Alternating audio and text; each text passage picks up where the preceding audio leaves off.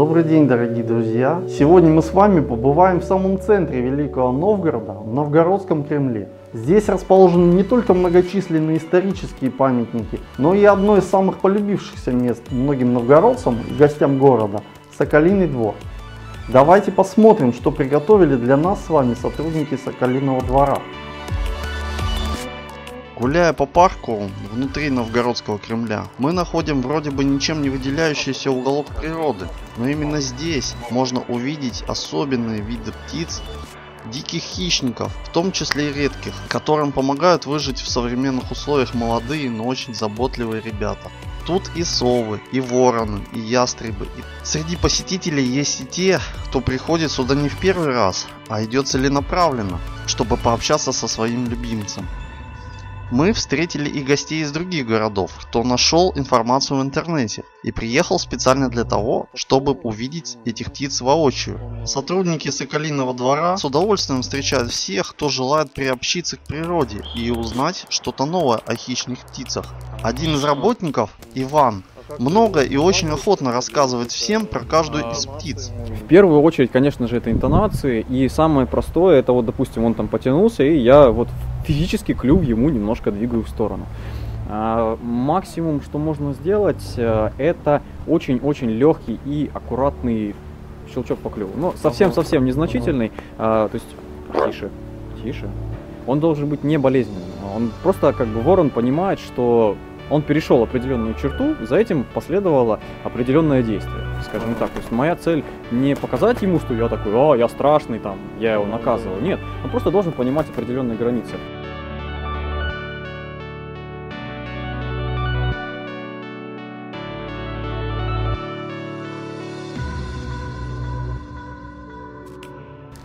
Вороны в этом плане, у них в природе, по сути, основной рацион это падаль. Помимо этого, конечно же, также овощи, фрукты. То есть они, тут, точнее говорить, они всеядные. То есть хищник как раз таки в первую очередь мясоед. Но он из врановых ближе всех к хищникам, потому что сам достаточно легко может охотиться.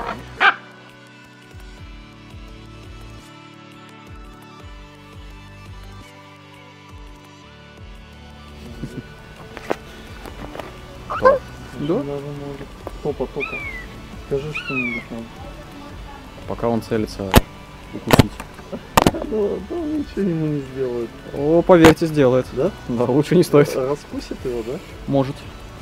Давление клюва очень мощное. Все-таки это падальщик. И в природе, сами понимаете, если он найдет труп лошади, допустим, промерзший до состояния вот камня, он сможет его разобрать.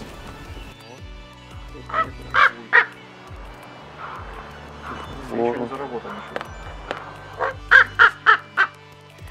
Шикарный красавчик.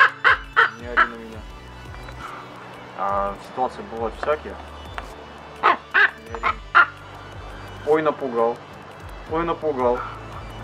Бывали ситуации, когда отгоняли, допустим, ястреба стервятника дикого, который пытался кем-то из наших закусить.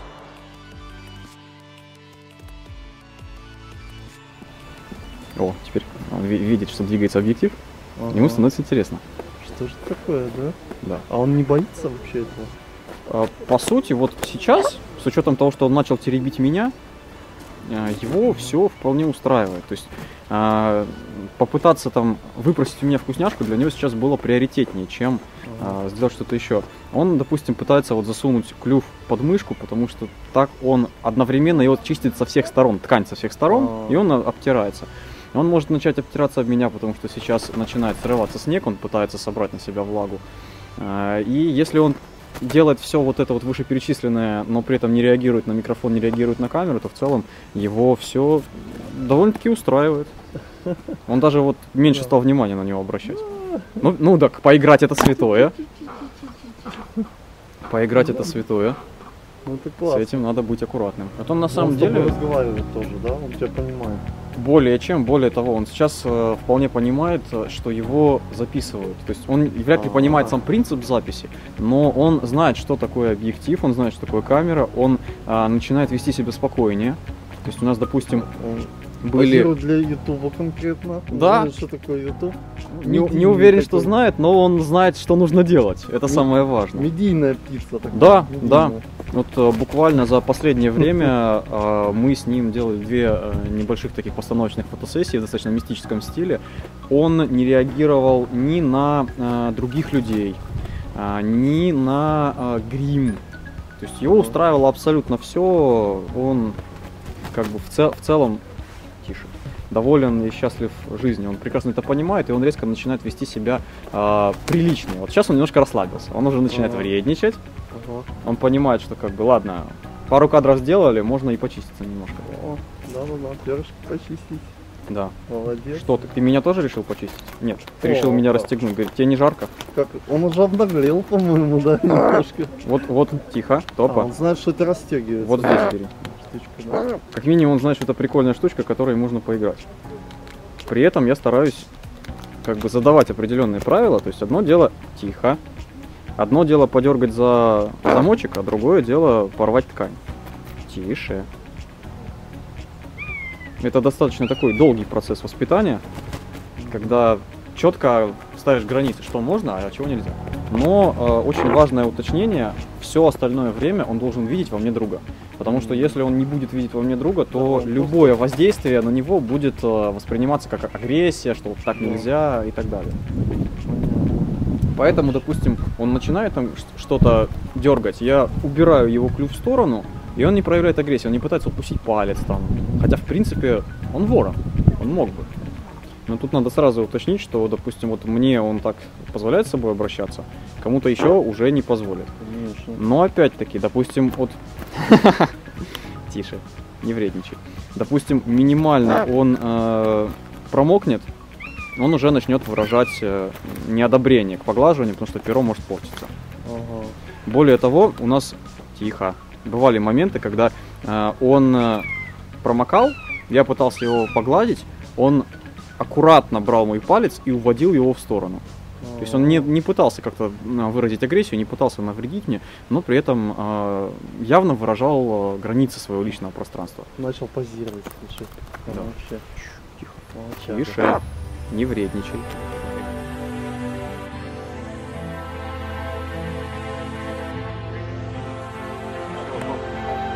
Вредничать. Но очень интересно смотреть, как ворон, допустим, сидит, рядом с ним сидит человек спиной. Он аккуратненько, бочком, клювом за спину, за одежду. Дерг! И смотрит. Я ничего не делал. Если человек никак не отреагировал, ворон снова, но уже увереннее. Дерг! Если давать спуск, он будет строить. Просто строить человека. Как ребенок, на самом деле.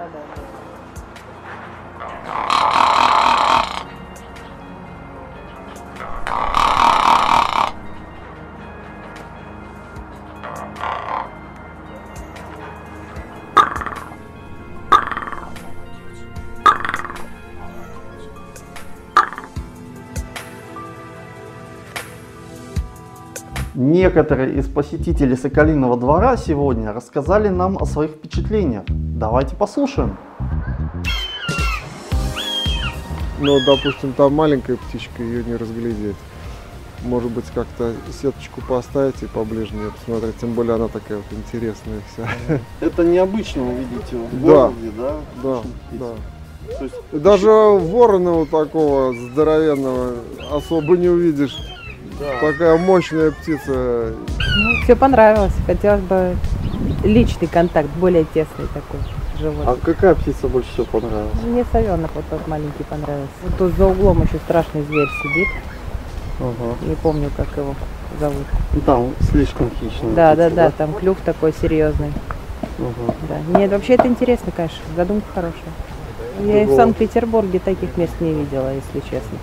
Ага. В зоопарке, ну, звери сидят, птицы сидят тоже в клетках. Но вот так, чтобы Соколиный двор, именно у нас тоже такого нет в Санкт-Петербурге. Поэтому это, конечно, интересно. Детям особенно, наверное, это интересно. Ну, как и взрослым, собственно говоря. Вы бы своих детей привели, да, Да. показать? Да. Замечательное место. Люди занимаются очень хорошим делом. Я даже не знал, что у нас есть такое, ну, в нашем регионе. То есть теперь будем знать, если какая-то птичка попадется, будем знать, куда привезти. Вот. И вообще, это соколиная охота, очень древний вид. очень интересно. И всем рекомендую посетить это место. Ну и, соответственно, помогать этому месту, кто сможет. Вы новгородец, да? Нет, я из Санкт-Петербурга. Ну Здесь а вот по делам. пойдете, допустим, с детьми сюда, Ну, конечно, я даже жалею, что я приехал без детей. без семьи? Им было очень интересно, конечно. А какая птица больше всего понравилась? Но мне все птицы очень нравятся. Очень люблю сов.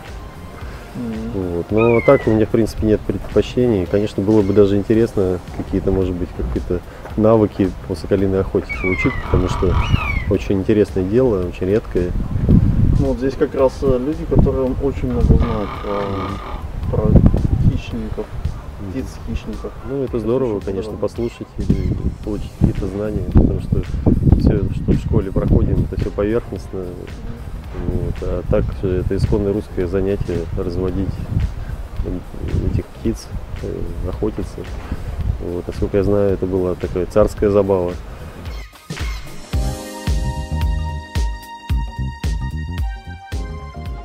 Чтобы птицы не потеряли способность летать, днем птицам устраивают полеты прямо в парке. И в этот момент можно увидеть, как летает каждая из птиц. Покажем один из полетов. На ваших глазах конюк обыкновенный. Хищная птица, обитающая в основном в Европе, Азии и Африке. Предпочитает в основном лесистую местность, чередующуюся с лугами и полянами. Распространены конюки от северного полярного круга до азиатских пустынь. Конюк обычно ведет оседлый образ жизни. Это птица средних размеров. Длина тела 51-57 см. Размах крыльев от 110 до 130 см. Самки, как правило, крупнее самцов. Средняя продолжительность жизни у него в диких условиях 26 лет, а в неволе около 30. Окраска варьируется от палевой до темно-бурой. Птицу легко спутать с близким ей мохноногим конюком или гораздо более дальним родственником, обыкновенным осаедом, который копирует окраску конюка для защиты от ястреба-тетеревятника. В полете сразу видны светлые пятна на крыльях. Как правило, молодые особи окрашены более пестро. Голос у конюков гнусавый и немного напоминает мяуканье кошки. Охотится птица на открытых пространствах, паря в воздухе или чаще всего с засады на возвышении. Питается мелкими млекопитающими, сусликами, мышами-полевками, крысами, кроликами и мелкими птицами, а также и падалью различных животных.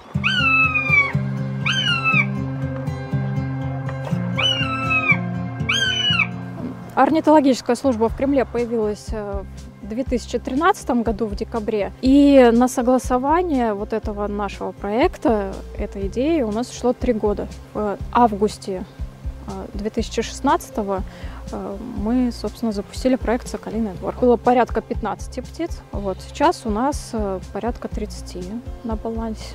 Ну и птиц постоянно приносят.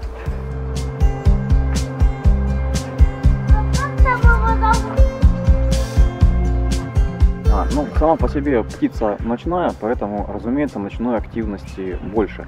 Чисто из природных инстинктов понимает, что днем, во-первых, много конкурентов, то есть летают ястреба, летают сокола, ну, в зависимости от местности, и летают врановые. Та же серая ворона за счет численности может дать отпор практически кому угодно. Однажды видели, как над Кремлем стая ворон гнала пролетающего мимо орлана белохвоста, несмотря на то, что, казалось бы, птица здоровенная, размах крыльев почти до 2,5 метров, но стая ворон может дать отпор. И, соответственно, сова днем старается все-таки, даже если она не спит, она старается замаскироваться. То есть, разумеется, с человеком сова в какой-то мере подстраивается под график. Ну, то есть, кошки тоже ночные животные, по сути, но прекрасно уживаются с человеком. С совой, в принципе, история абсолютно та же самая. Просто при этом, как правило, в темное время уже суток питаются, и в темное время суток, как правило, немного больше активности. Плюс нужно учитывать тот факт, что хищник в принципе активен гораздо менее, летающий хищник, пернатый хищник, он активен гораздо менее, чем нам кажется, потому что все упирается в их метаболизм. Он очень быстрый, и, соответственно, активная жизнь приведет к тому, что хищник худеет, слабеет и не может поймать добычу. Поэтому в половине случаев, если мы видим, что ястреб куда-то летит, он, скорее всего, просто голоден. В остальное же время он старается лишних сил не тратить, разум у него более простой, чем у нас, и, соответственно, особых каких-то развлечений, скажем так, не требует. Может, также сидя где-нибудь на ветке в природе, там, взмахнуть крыльями, допустим, как-то размяться немножко, но при этом без лишних трат. А так они, птицы вот эти хищные, они в основном прячутся где-то, да? По сути, да, у них замечательно маскирующий окрас. В случае с совами еще и добавляется природный механизм. Они начинают вытягиваться в струнку, у них искажается лицевой диск, вот эта передняя область пера. И неясыти, допустим, они щурят глаза, потому что глаза большие, черные, выделяются, бликуют на солнце, соответственно, демаскируют. И на фоне коры абсолютно не видно. Если же говорить про ястребов, то вот этот вот типичный для нашей местности коричневый с пестринами окрас, он сливается замечательно с чем угодно. И в нашей местности так сходу пример привести не смогу, но, допустим, видел пример из Москвы, когда ястреб-тетеревятник, птица точно такая же водится и у нас, сидит, ест голубя во дворе, обычный двор, в 5 буквально метрах от него ходят люди, его не видно на фоне упавшей листвы, потому что окрас как раз примерно сливается.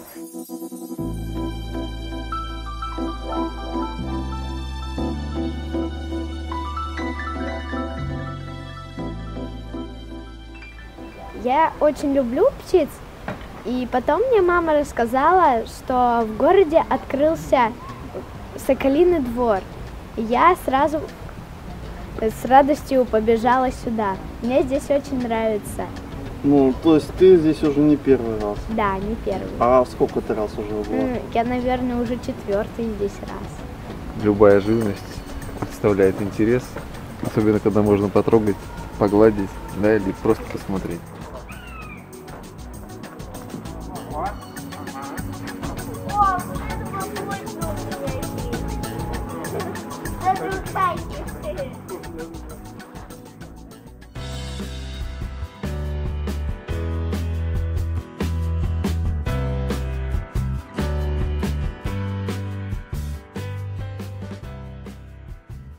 Ну, я смотрю, вы фотографируетесь там все, да? Это куда-то потом Надо выложите. рекламировать такое замечательное место Великого Новгорода. Пусть сюда приходит побольше людей. Да, согласен. Потому что я сама тут сколько уже живу, не так давно об этом месте узнала. А откуда узнали, если не секрет? В соцсети. Ну, какие птицы вам больше всего нравятся? Мне больше нравятся совы и соколы. Ага. Так все птицы хорошие. Ушастая сова – это не настоящие уши. Настоящие уши расположены по краям лицевого диска и расположены на разной высоте. Соответственно, за счет такой вот асимметрии звук до них доходит немножко по-разному, и сова может рассчитать расстояние до источника звука, за счет чего, соответственно, может охотиться на добычу, которую не видит. То есть это не эхолокация, как у летучих мышей, но тем не менее весьма интересный механизм. Перьевые же ушки нужны для того, чтобы замаскироваться в природе. Они замечательно повторяют текстуру коры. Вот, в данный момент он немножечко напрягся, увидев нетипичные для него предметы, и начинает вот вытягиваться в струнку и приподнимает уши. Пока еще это более-менее спокойное состояние. Если бы он напугался, он бы повернулся еще боком, еще более вытянул бы лицевой диск, он прям бы исказился и действительно был бы очень похож на кору. Уши бы стояли торчком, и на самом деле даже на фоне вот домика, который по цвету имеет скорее оранжевый оттенок, если немножко сгустятся сумерки, то ушастика уже будет не видно. У нас иногда даже посетители жаловались до того, как у нас появилось освещение, что у вас пара домиков пустых. А у нас подряд сидит ушастая сова и сипуха. У сипухи еще и оттенок близкий к оттенку домика. Эта птица, она изначально была рождена на территории завода «Старт». Птица, по сути, потеряла гнездо. То есть такое бывает, когда птенец вылетает из гнезда, он в этом возрасте называется слетком. Это абсолютно нормальный механизм, он не умеет летать, но его кормят родители. В данном же случае родителей не было видно, то есть достаточно долго за ним наблюдали местные сотрудники, принесли его к нам, то есть искали гнездо, пытались как-то вернуть, но было видно, что птица сама не выживет никак. Мы, разумеется, выкормили, вырастили, но, к сожалению, слеток, выросший с человеком, это в любом случае уже спутник человека, потому что самостоятельно он в природе выжить не сможет. Нам на самом деле довольно-таки повезло с вот конкретно им. Он получил имя Стартик, ну, в честь, собственно, завода, которого, на территории которого его нашли. Нам с ним очень повезло, потому что, в отличие от многих ушастых сов с довольно-таки, ну, прямо скажем, истеричным характером, он достаточно спокоен. Я не могу назвать его полностью ручным, но, по крайней мере, он спокойно воспринимает человека, у него никогда не было проблем с питанием, он никогда не отказывался есть в стрессе. То есть, на самом деле, вот тут на него молиться надо, замечательная ушастая сова. Люди подбирают хищную птицу и не знают, что с ней делать. То есть таким образом люди выходили на нас, мы занимались вот в таком частном порядке, даже не планировали как-то базироваться в Кремле. То есть это пока было далеко. Вот. Потом люди стали узнавать о нас, что занимаемся и соколиной охотой, и помощью хищным птицам. И Новгородский музей-заповедник предложил организовать орнитологическую службу в Кремле. То есть мы приходили со своими птичками, охотились, разгоняли ворон и голубей от памятников архитектуры, чтобы те не загаживали. Жили мы за городом, и приходилось их возить ежедневно по автобусам, то есть тоже не очень хорошо. Нам выделили вагончик. И вот, собственно, с этого вагончика все началось. Люди про нас узнали, начали носить птицы еще больше и больше. То есть стал вопрос как-то расширяться или что-то делать. То есть нашу идею организовать соколиный дворик на территории Кремля поддержала администрация музея, вот за что им огромная благодарность. Без такой поддержки, собственно, ничего бы не получилось. И как-то стали копить средства, чтобы построить вот какую-то небольшую построечку. То есть изначально это был забор и несколько домиков. То есть мы пытались понять, что мы можем людям предложить, что люди от нас требуют. Начали обучать птиц для полетных программ. То есть и таким образом собралась некая коллекция из пострадавших птиц, которых уже не выпустить в природу. То есть некоторые со сломанными крыльями, у которых летные качества отсутствуют. Кто-то переболел, допустим, рахитом, кости срослись неправильно. То есть очень много ситуаций. А какие-то птицы все равно ведь вы выпускаете, ведь иногда бывает такое, что... Да, конечно, то есть это бывают молодые птицы, которые по неопытности не могут найти себе пропитание, добычу. Они истощаются, вот так вот скажем. Люди находят, подбирают, опять же встает вопрос, что с ним делать. Нам приносят, мы птицу откармливаем, разлетываем и выпускаем. Расширяться вы как-то планируете? Очень сложно ответить на этот вопрос, потому что все какие-то манипуляции там с постройками, они должны согласовываться и с музеем-заповедником. У нас есть идея по поводу расширения, и в принципе нас поддерживают с этой идеей, но пока точного ответа не можем дать, потому что, во-первых, все упирается в финансы, кормить птиц, как-то содержать экспозицию, то есть все средства, собственно, идут вот на наших питомцев, чтобы им было уютно и комфортно. А с весны будем, естественно, собирать денежку наверное, на расширение.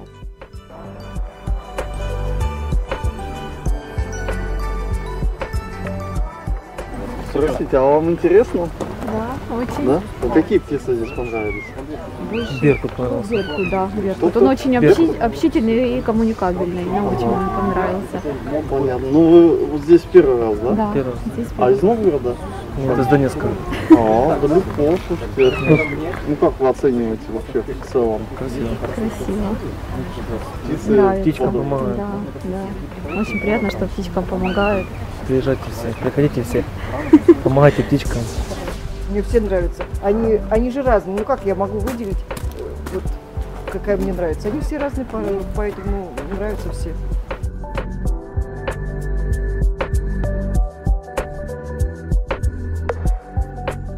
Ага.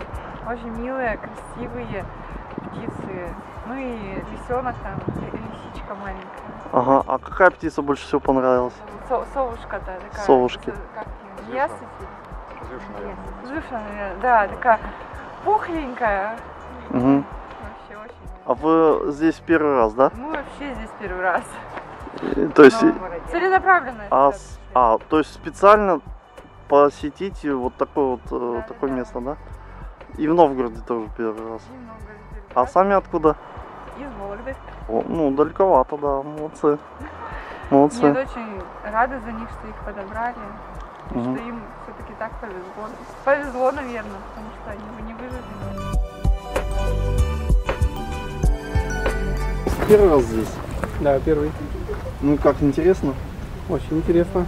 А какие птицы больше всего понравились? Слушайте, большие. Ну, типа Большие? беркуты такие вот большие. Большие хищные, да? Да. Понятно. А детям? Что вам понравилось больше? Не все. Не все. Маленькие какие. Тоже первый раз, да, здесь? А сами откуда? Санкт-Петербург. Приятно, что в Новгороде есть Да, такое, есть да? такое. Ну, мы первый раз видели, хорошо. А в Новгороде вообще первый раз? Да, здесь первый раз. То есть вообще все в новинку? Да, мы всё решили диковинку? экскурсию провести такую. Ну, интересно, очень интересно. Хотя бы дети посмотрят на птиц. Прям вот близко, что вот на расстоянии вытянутой руки можно посмотреть. Ну вот Мы как- считаем, что это надо. Хищников ведь не каждый день их увидишь, да? Конечно. хищных Ну птиц? как, не тоже не даст тебе к себе подойти так близко на такое расстояние. Ты его не раз просто, мне кажется, не разглядеть даже будет. Да, Здесь а вот вы тоже самое. когда-нибудь вот в природе видели их? Ну, летают, конечно, но так опять же непонятно, кто летает. Летают высоко. Близко Не видно, конечно. Что когда мы все еще раз приедем, мы обязательно еще раз придем погулять. В парк точно придем.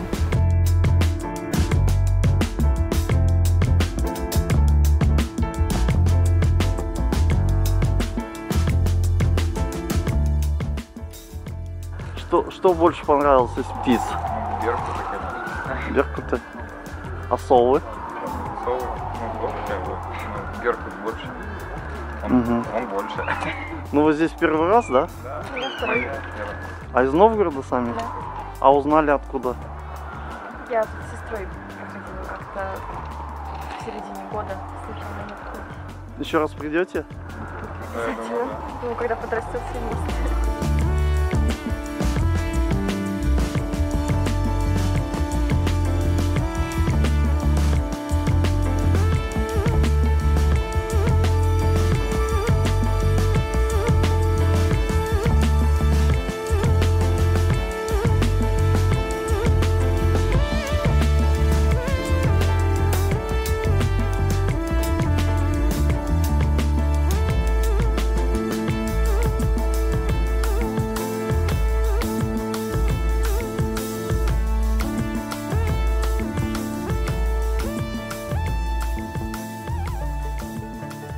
Друзья, если вам понравилось это видео, обязательно пишите комментарии, ставьте лайки, подписывайтесь на наш канал. Всем спасибо за просмотр, до новых встреч!